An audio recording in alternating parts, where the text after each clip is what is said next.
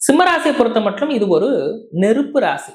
அப்போ இவங்க எங்க போகணும் அப்படின்னா, அண்ணாமலையார் ஆலயத்துக்கு கிரிவலமாக நடந்து போகணும். நடந்து போறதுதான் இவங்களுக்கு நல்லதொரு தீர்வாக இந்த சனிப்பெயர்ச்சி காலத்துல அமையும். விபரீத ராஜயோகம் அப்படின்னு சொல்லுவாங்க. 6க்குடையவன் 8க்கு போனாலோ 12க்கு போனாலோ அதை விபரீத ராஜயோகம் சொல்லுவாங்க. அஷ்டம சனி காலம்தான், ஆனா விபரீத ராஜயோகத்தை தருபவனும் அவன் தான்.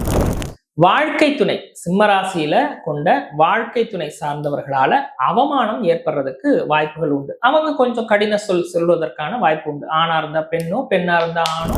சனி பகவான் தன்னுடைய 3ஆம் பார்வையாக தொழில் ஸ்தானத்தை பார்வையிட போறார்.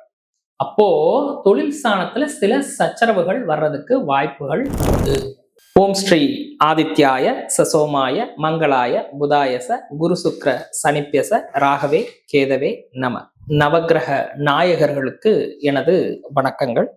அம்மன் அருள் சேனல் நேயர்களுக்கு எனது மனமார்ந்த வணக்கங்கள். சார், வாக்கியப்படி சனி பயிற்சி ஆரம்பிக்க போகுது.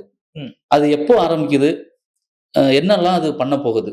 மார்ச் மாதம் 6ஆம் தேதி காலையில 8:24க்கு கும்பராசியிலிருந்து மீனராசிக்கு பயிற்சியாக போகுது. சார், நம்ம வாக்கியப்படி பார்க்கணுமா இல்ல திருக்கணிதப்படி பார்க்கணுமா? 2 முறையில பார்த்துக்கிட்டு இருக்காங்க.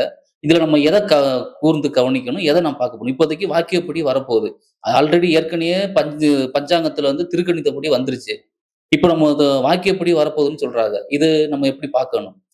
வாக்கியத்தை பொறுத்த மட்டும் வாக்கியம் திருக்கணிதம் அப்படிங்கிற முறைகள் எல்லாமே பாத்தீங்கன்னா ஆலயத்துக்காக ஒரு விஷயத்திலையும் தனி மனிதர்கள் ஜாதகம் பார்க்கறதுக்காக ஒரு வகையும் பயன்படுத்துவது மரபு.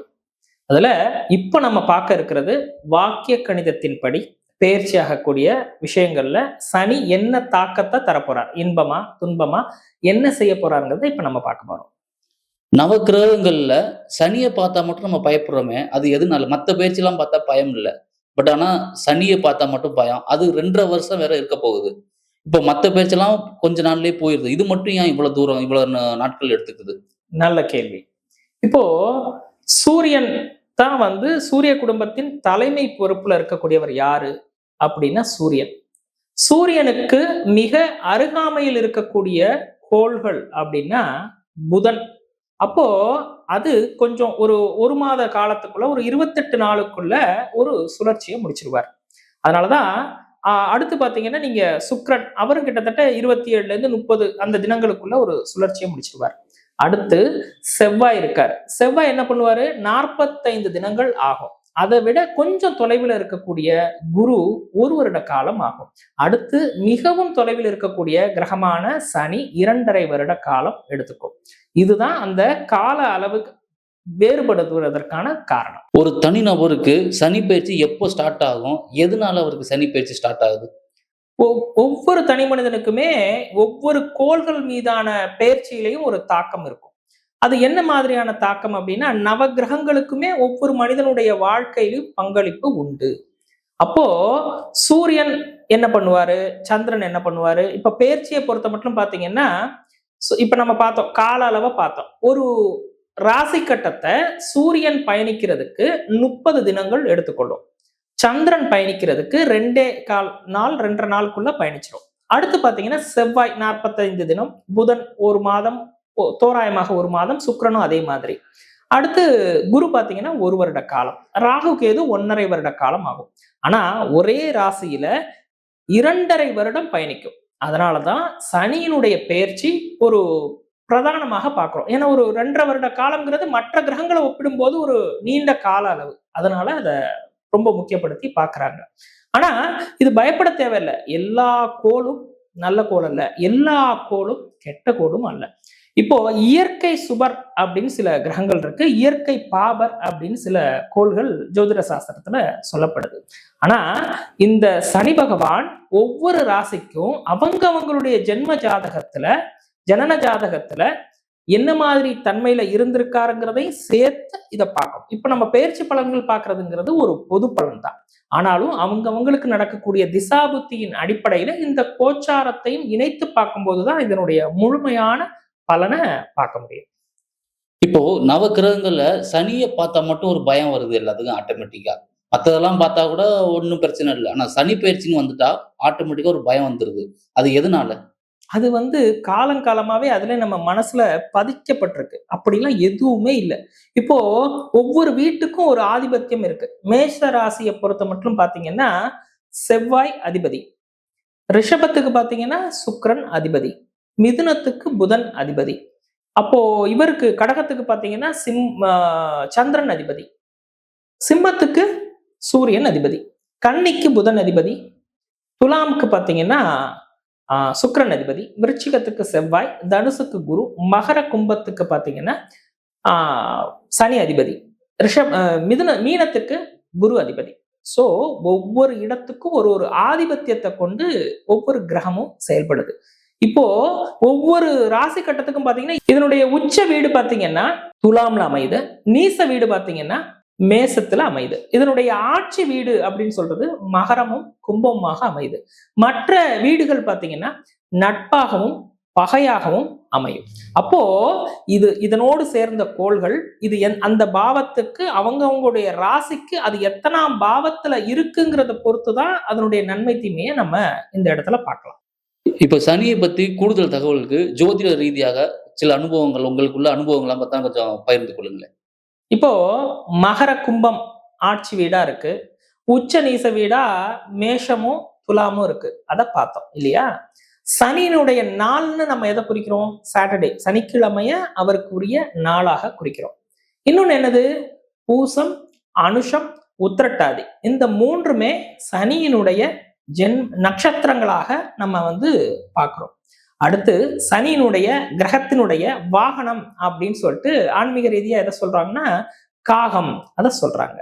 அடுத்து பாத்தீங்கன்னா சனியினுடைய சமித்தாக வன்னிமர குச்சிகள் அவருக்கு உரிய சமித்தாக சொல்றாங்க. அவருக்குரிய உலோகமாக இரும்பு அத சொல்லப்படுது. சனி ஒரு ஜனன ஜாதகத்துல அவருடைய திசா புத்தியாக 19 வருட காலம் அவர் ஆட்சி செய்வார். அது திசா புத்தியில இது கோச்சாரம். கோச்சாரம்ங்கிறது ஒரு ராசி கட்டத்துக்குள்ளது. திசா புத்திங்கிறது சனி பகவானுக்குரிய ரத்னங்களாக நீலக்கல் குறிப்பிடப்படுது. இதெல்லாமே ஜோதிட சாஸ்திரத்துல குறிப்பிடப்படுது. சனி பயிற்சிங்கிறது சனி வந்ததுக்கு அப்புறம் தான் அந்த பலனை தருவாரா, இல்ல வர்றதுக்கு முன்னாடியே அவர் தர ஆரம்பிச்சிருவாரா, இல்ல வந்ததுக்கு அப்புறம் தான் அவருடைய பலன்களை தர ஆரம்பிப்பாரா? இது எப்படி சார்? நல்ல கேள்வி. நவ கிரகங்களுமே ஒவ்வொரு ராசி கட்டத்துக்கு பயணிக்கிறதுக்கு முன்னாடியே பலன் தருமா, இல்ல வந்த பிறகு பலன் தருமான்னு கேக்குறீங்க. ஆமா. புயல் ஒண்ணு ஆரம்பிக்குதுன்னா காத்து முதல்ல வர்றது இல்லையா? அது போல பெயர்ச்சி ஆகிறதுக்கு முன்னாடியே இப்ப சூரியன் ஒரு ராசிக்கு பயணிக்கிறதுக்கு 4 நாட்களுக்கு முன்னாடில இருந்தே அதோட எஃபெக்ட தருவார். சந்திரன் பாத்தீங்கன்னா ஒரு 3ல இருந்து 4 நாளிகைக்கு முன்னாடில இருந்தே தருவாரு. செவ்வாய் பாத்தீங்கன்னா 8 தினங்களுக்கு முன்பாகவே தருவாரு. புதன் 7 தினங்களுக்கு முன்பாகவே தருவாரு. குரு, ராகு, கேது இவங்கெல்லாம் பாத்தீங்கன்னா பெயர்ச்சி அடைகிறதுக்கு 2 மாதங்களுக்கு முன்பாகவே அதனுடைய தாக்கத்தை ஏற்படுத்துவார். சனி கிரகத்தை பொறுத்த மட்டும் பாத்தீங்கன்னா 4 மாதத்துக்கு முன்பிருந்தே அவருடைய தாக்கத்தை வெளிப்படுத்தும். சனி பார்வைன்னு சொல்றாங்கல்ல, இப்போ சனி பார்வை இருக்கிற இடத்துகளுக்கு தான் அதோட பாதிப்பு வருங்களா, இல்ல அது எப்படின்னு கொஞ்சம் எக்ஸ்பிளைன் பண்ணுங்க சார். குரு நின்ற இடம் பாழ், பார்க்கும் இடம் சிறப்பு. குருவுக்கு பாத்தீங்கன்னா 5, 7, 9ஆம் இடத்தை பார்வை செலுத்துவார். அங்க சுப பலனை தருவார். ஆனா சனி பொறுத்த மட்டும் இருக்கும் இடம் சிறப்பு, பார்க்கும் இடம் அங்கதான் தாக்கத்தை தருவாரு. இவருக்கு பாத்தீங்கன்னா 3, 7, 10ஆம் பார்வை உண்டு. இப்ப சூரியனுக்கு பாத்தீங்கன்னா 7ஆம் பார்வை மட்டும்தான். சந்திரனுக்கு 7ஆம் பார்வை தான்.